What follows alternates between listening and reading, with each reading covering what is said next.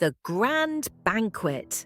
In the grand halls of Babylon, King Belshazzar hosted a lavish banquet for 1,000 of his nobles. The air was thick with the scent of rich foods and the sound of revelry. Golden goblets clinked as wine flowed freely, and the king, in his arrogance, commanded that the sacred vessels taken from the temple in Jerusalem be brought forth.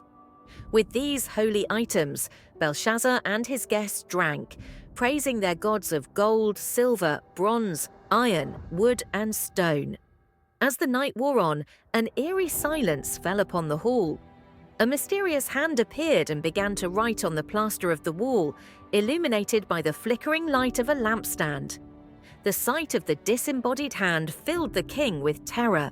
His face turned pale, his knees knocked together, and his legs gave way beneath him. He called out loudly for his enchanters, astrologers, and diviners to be brought before him. The king promised a reward of great wealth, a royal robe of purple, and a golden chain to anyone who could interpret the writing. Furthermore, the interpreter would be made the third highest ruler in the kingdom. One by one, the wise men of Babylon attempted to decipher the mysterious script, but none could understand or explain its meaning. The king grew even more alarmed, and his nobles were equally baffled and dismayed. The queen, hearing the commotion, entered the banquet hall. She approached the king with calm assurance and reminded him of a man in the kingdom with unparalleled wisdom. "O king, live forever," she began. "Do not let your thoughts alarm you or your face be pale. There is a man in your kingdom who has the spirit of the holy gods in him. In the days of your father, he was found to have insight, intelligence, and wisdom like that of the gods. Your father, King Nebuchadnezzar, appointed him chief of the magicians, enchanters, astrologers, and diviners.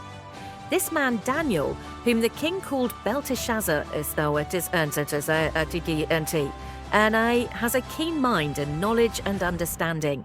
He can interpret dreams, explain riddles, and solve difficult problems. Call for Daniel, and he will tell you what the writing means." Without delay, Daniel was summoned before the king. Belshazzar addressed him, saying, "Are you Daniel, one of the exiles my father the king brought from Judah? I have heard that the spirit of the gods is in you, and that you have insight, intelligence, and outstanding wisdom. The wise men and enchanters were brought before me to read this writing and tell me what it means, but they could not explain it.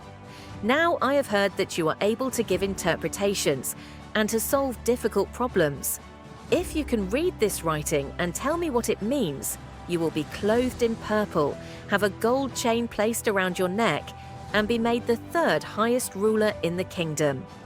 Daniel, standing before the king, replied with humility and courage, "You may keep your gifts for yourself and give your rewards to someone else. Nevertheless, I will read the writing for the king and tell him what it means."